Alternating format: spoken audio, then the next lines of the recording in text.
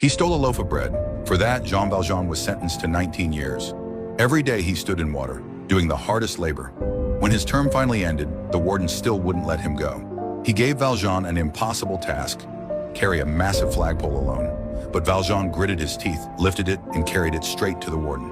The warden had no choice but to hand him the release paper. Valjean soon realized something was wrong. On that yellowed paper, he was marked as dangerous. It wasn't freedom, just parole. He had to report to the police every week. Anger burned in his heart. He had only stolen bread to save his starving nephew.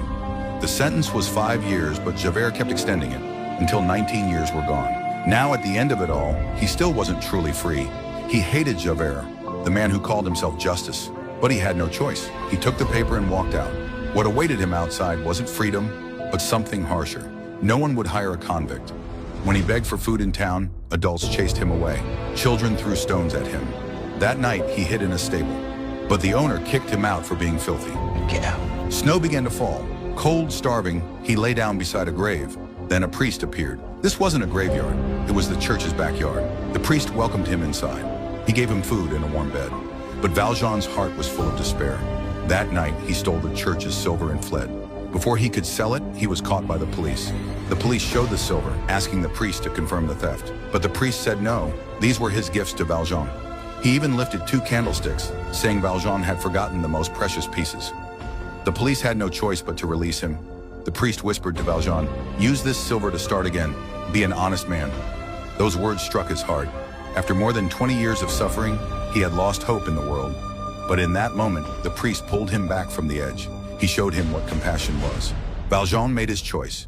He tore up the parole paper, left behind the shame, and began a new life.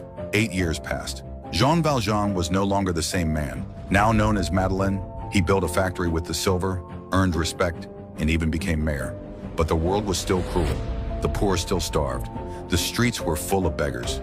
Valjean did what he could, using his power to save more people. Yet even among his workers, jealousy remained. A young woman named Fantine, beautiful but poor, was bullied by the others. Valjean moved to intervene, but when he looked up, he froze. A familiar face stood before him. He left Fantine's case to the foreman and forced himself upstairs. There he met Javert again, but Javert didn't recognize him. Transferred to this city, Javert now served as chief inspector under Valjean. He only felt that Valjean looked familiar, like someone he had seen long ago. Valjean's heart pounded. He dared not meet his gaze. And just then, an accident outside nearly exposed who he really was.